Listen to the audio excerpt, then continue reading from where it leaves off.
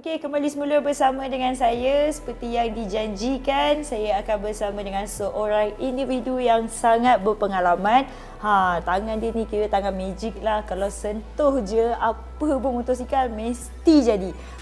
Tidak lain tidak bukan pemilik pasukan Yamaha Esprimo 27 Racing, Abang Apok. Hai Nasha. Hai, Assalamualaikum bang. Waalaikumsalam. Terlebih dahulu bang, apa kata share sikit tentang latar belakang abang. Apa nama sebenar, asal dari mana, macam mana boleh terlibat dengan sukan pemotoran ni? Sejak bila bermula? Nama saya Erman bin Supri. Tapi orang kenali saya, komuniti Kaprik panggil saya Afong. Okey, saya lahir di Kuching, Sarawak. Pendidikan sampai Universiti Putra Malaysia, Engineering. Bila main go-kart tu saya rasa macam seronok. Lepas tu saya mula berminat lah dengan otomotif ni.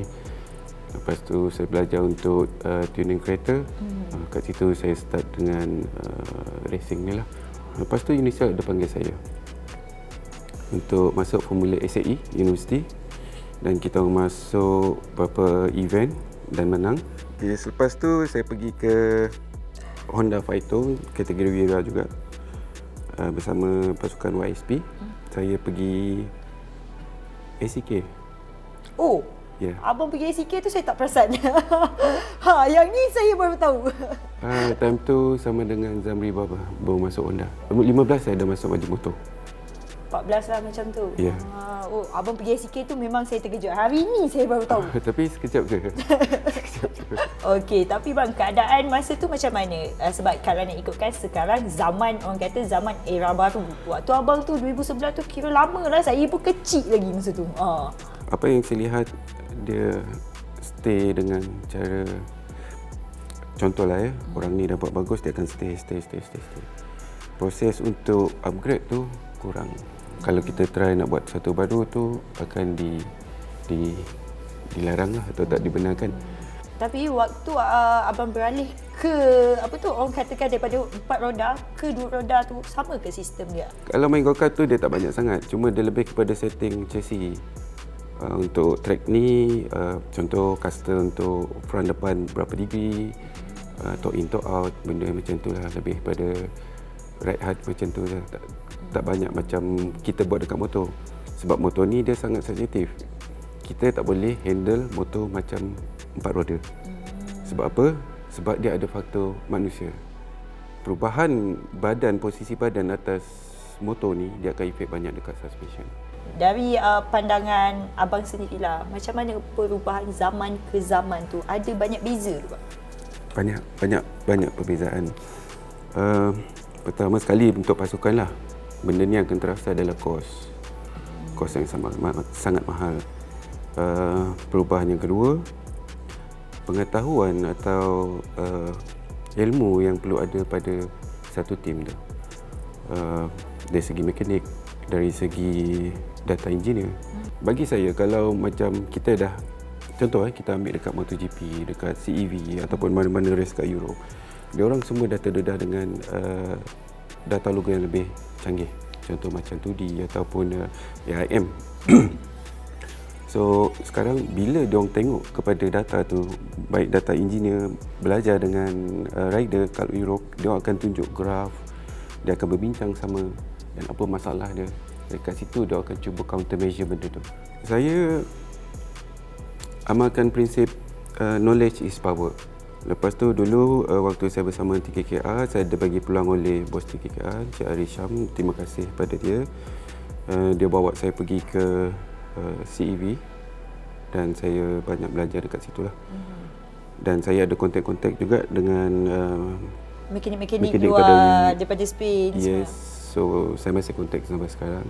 Jauh tak perbezaan kita punya sistem motorsport ni dekat sini dengan mereka kat sana? Jujurlah saya cakap jauh.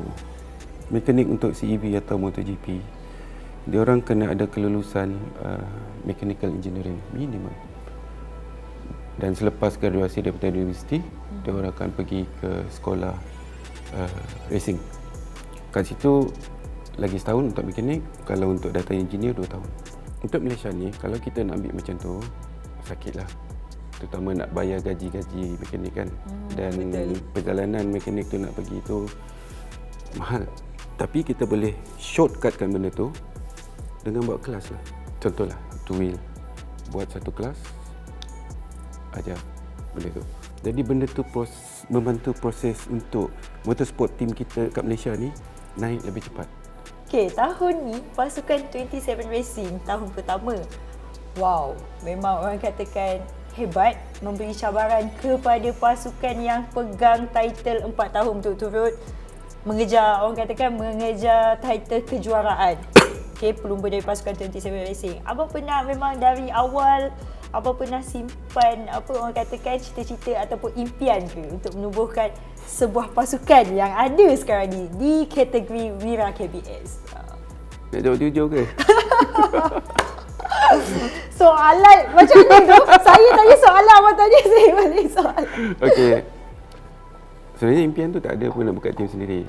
Okey, saya sebenarnya dah nak bersara sebenarnya daripada motorsport Kaprik ni. Hai. betul. Ini betul. Kenapa nak bersara, bang?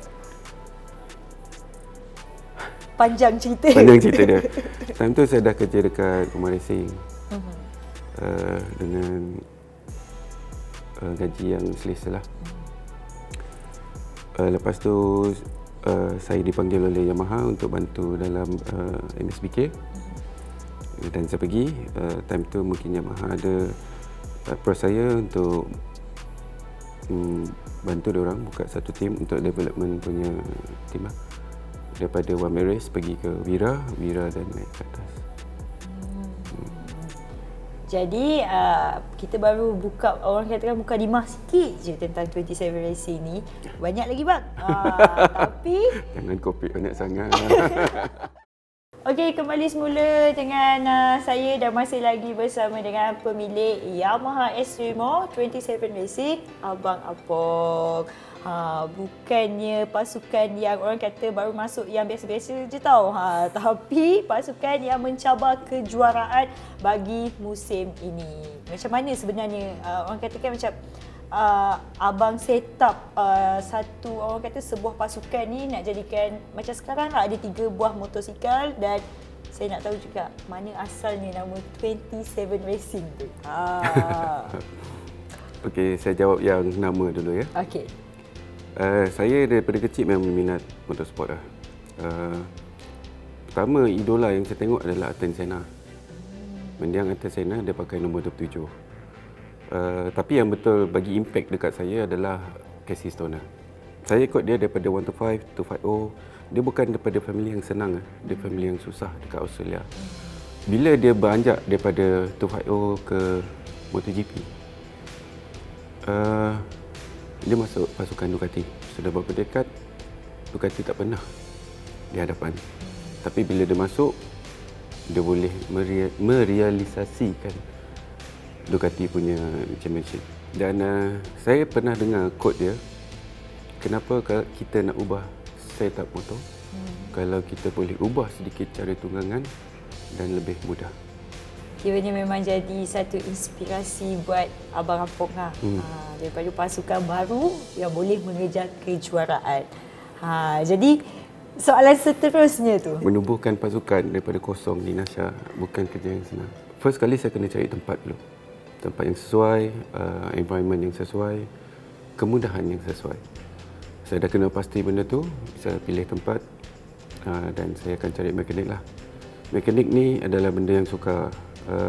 Sebab kita nak cari mekanik yang boleh bekerja sama dengan kita, yang boleh dibawa bincang. Itu yang peranan penting lah mekanik. Lepas tu daripada motor tu, saya sebenarnya suka teknologi. Sebab bagi saya teknologi tu membantu. Saya source outkan semua teknologi yang boleh saya pakai untuk motor saya, untuk motor general kita orang. Tapi kos tu agak mahal lah. Tapi pihak Yamaha ada membantu kita orang dari segi tu. Dan Alhamdulillah sekarang ni ada banyak sponsor yang datang bantu kita orang sampai ke tahap ni. Dan banyak teknologi kita masukkan kepada mesin dan jentera kita orang. Tapi kan tadi abang ada cakap juga nak pilih mekanik bukanlah satu perkara yang mudah. Macam mana abang tengok ciri-ciri mekanik yang boleh masuk pasukan 27 Racing ni? Ciri yang pertama sekali saya pilih dekat mekanik ni adalah perasaan ingin belajar. Memang dia dah ada pengalaman, macam saya cakap, saya akan ambil yang ada pengalaman. Tapi saya akan tambah pengalaman tu, saya akan ajar dari segi teori dan saya nak dia ada keinginan untuk belajar yang tinggi. Dan nilaikan apa ilmu yang saya bagi kat dia lebih daripada apa yang saya bagi gaji dia bulan-bulan. Yang paling penting bang, mekanik dengan pelumba kena serasi kan, kena sefahaman. Betul. Itu dia. Saya baru tambah lagi sikit je.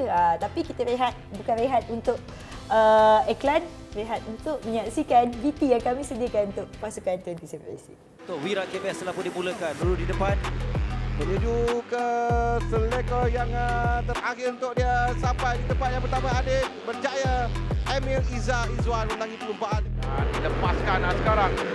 Ya, kita lihat telah masuk di hadapan berjaya untuk memintas Faris Iqbal yang merampas kedudukan daripada bagi Faris Iqbal. Cantik sekali masuk untuk merampas kedudukan di hadapan. Satu permulaan yang baik buat Ryan Gandani tapi tidak menjamin lagi untuk dia memenangi perlumbaan. Dia juga nampak cuba untuk berada di kelompok, cuba mengejar ketika ini. Dengan Adib Haris dan Faris Iqbal, Ahmad Ikram dan di tempat yang ketiga. Emil yang berjaya memintas Faris Iqbal saat sekarang. Rapat di belakang mereka di laluan lurus menuju ke selekor dan kembali masuk adalah Emil yang berjaya merampas kembali. Kita lihat adalah Adib Arsyad Wazizan 27 untuk pelumba Yamaha Asimo 27 Racing.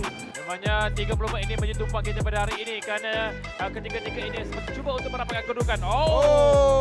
Tadi kita lihat hampir-hampir terjatuh Amir Hadi hilang Dia timbangan. bersilap ni. Dan masih diminta oleh Adib Arsyad. Jatuh pula. Adib Arsyad yang Dia terjatuh. bila dah lead dia selalu ni kan. Antara Dia tak boleh orang potong. Yang telah mengambil Dia dah lead. Lepas tu Amizul potong. Dia tak boleh. Dia geram. Dia ada masalah geram. Tapi benda tu dah counter dah sekarang. Itu yang hari tu dekat Johor dapat kat dia. Itu dia perjalanan pasukan 27 Racing yang bermula tahun ini dan kita nampak satu peningkatan. Orang kata memang sangat baguslah sebab mengejar kejuaraan. Jadi bang, macam mana perasaan melihat prestasi pasukan abang setakat ni? Value yang penting dalam tim untuk tim saya sendirilah, progresif.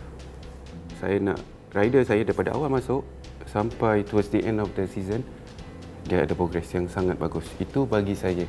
Yang kedua dia, sama dekat mekanik saya nak tengok progresif orang makin naik. Tapi kalau dah dapat bonus macam ni, happy lah.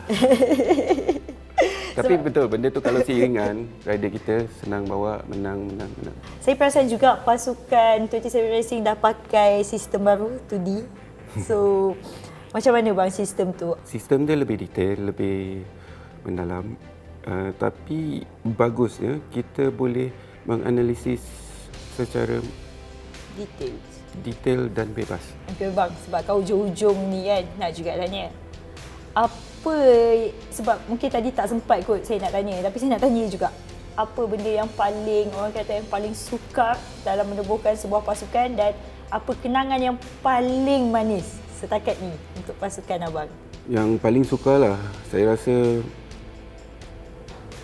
nak uruskan tim tu dari segi financial lah. Sebab tahun pertama ni saya start dari kosong, saya perlukan banyak sangat tools, kemudahan dengan nak bayar gaji pekerja tu. Sebab saya memang daripada kosong, itu saya rasa paling sukar lah. Cuma sekarang ni saya rasa dah selesa sikit, harap-harap tahun depan lebih baik.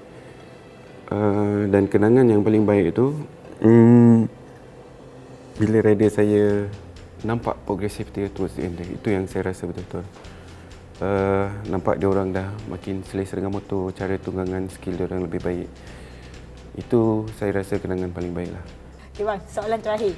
Banyak kali terakhir dah. Ini betul terakhir ni. Okey. Okay, abang kata macam mekanik dia kena educated sikit kan?